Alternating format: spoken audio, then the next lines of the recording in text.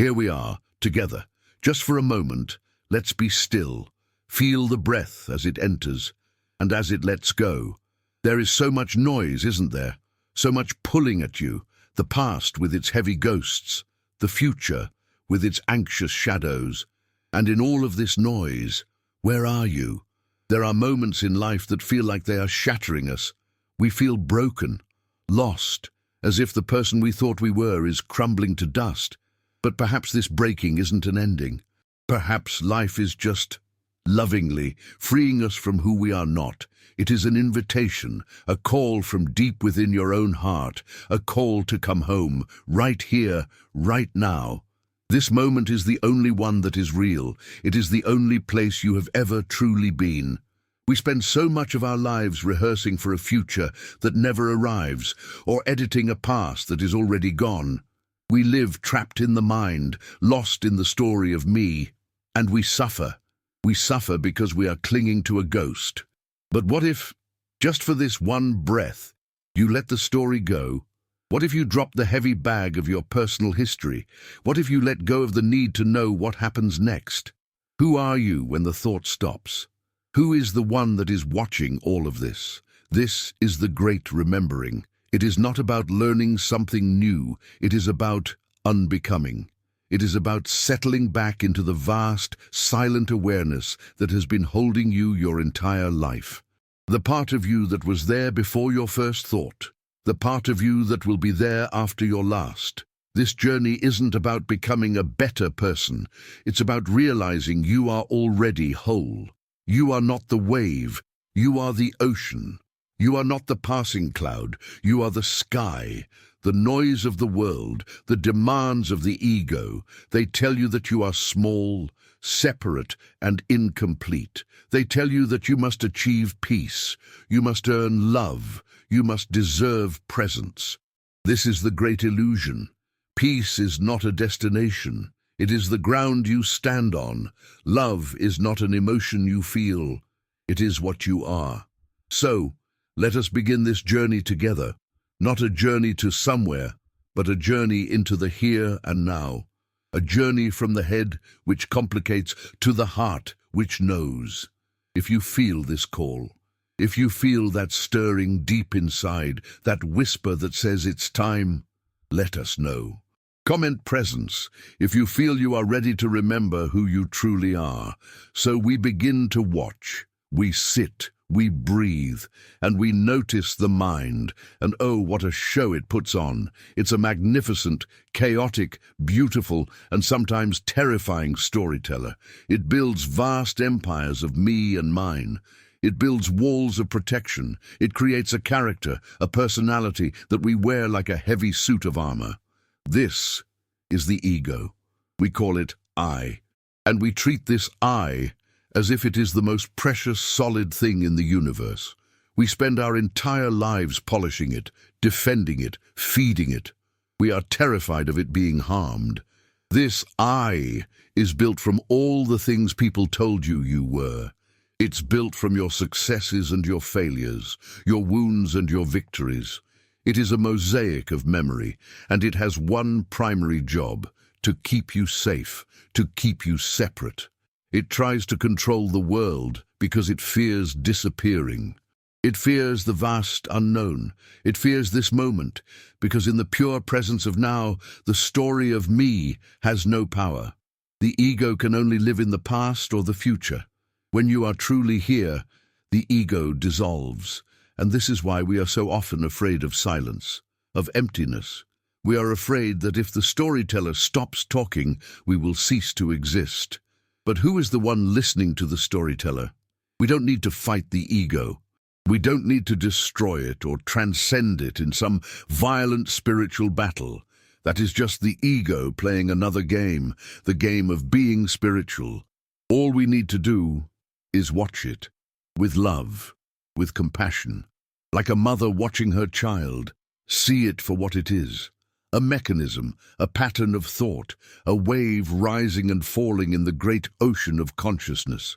When you observe your mind with loving awareness, you are no longer in the mind. You are the space for the mind. You are the deep, quiet witness. You see the fear arise, you see the anger, the jealousy, the planning, and you just notice. Ah, there is fear. Ah, there is the planner. You are not the fear. You are the awareness holding the fear. And in that loving gaze, the ego's grip softens. It stops being a tyrant and becomes just a part of the weather. It is not an enemy.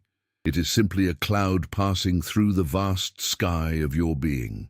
Everything you have been searching for, the peace, the love, the connection, it is not out there. It is not something the ego can get for you. It is what you find when the ego rests. It is what is left when you stop searching. It is the silence between the thoughts. It is the stillness underneath the noise. You are not the role you are playing. You are the consciousness watching the play. This watching, this awareness, begins to change our relationship with life. We move from thinking about life to experiencing it. The mind, the ego, wants to be in control. It wants a map. It wants to know the plan. It wants to manage the river, build dams, and force the water to go where it thinks it should go. This is the source of all our struggle. We are trying to hold on to the riverbank. We are trying to swim upstream. Surrender is not giving up. It is not weakness. Surrender is the highest wisdom. It is the profound courage to let go of the illusion of control. It is the moment you stop fighting the current and you trust the flow. You realize you are not separate from the flow. You are the flow. Life is a current of change. Everything is impermanent. The flower blooms and it fades. The sun rises and it sets. The thought arises and it passes. Joy comes and it goes. Pain comes and it goes. We suffer because we cling. We try to hold on to the joy. We try to push away the pain. We are resisting the very nature of reality. Surrender is saying yes to what is. It is opening your hands and letting life be as it is, without demanding it be different. What happens when you stop resisting? What happens when you meet this moment exactly as it is, with an open heart? You find a new kind of strength, a quiet power. You find that the universe is not hostile. It is not chaotic. It is an unfolding, a divine dance, and you are part of that dance. You stop trying to write the script, and you become a curious and loving audience to the unfolding mystery. This isn't a passive state. It is an active, loving participation with the now. You still act, you still make choices, but you do it from a place of presence, not from a place of fear. You respond to life rather than reacting against it. You begin to trust the deeper intelligence of the universe. The same intelligence that turns a seed into a forest, that guides the stars in their orbits. That same intelligence is breathing you right now. You can let go. You can trust it. This journey is a deep one. It is a path of the heart. It is a path of returning to what is most true. If this message has resonated with what is most true in you, if you feel the pull to go deeper into this shared consciousness, subscribe and walk with us on this journey of awareness. As we let go, as we surrender the story of me, something else begins to emerge. It is a warmth, a spaciousness, a deep, abiding sense of connection. We call it love.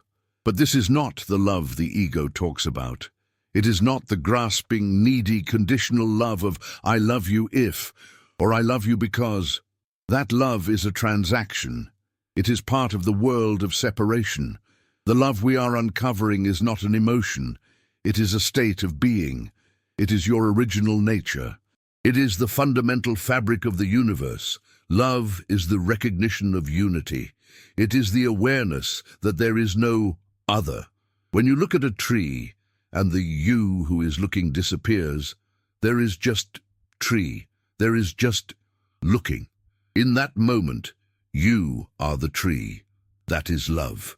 When you listen to another person, not with your mind, planning what to say next, but with your whole being, you hear the shared consciousness behind their words. You see yourself in them. That is love. Is it possible that love is not something you feel, but what you are?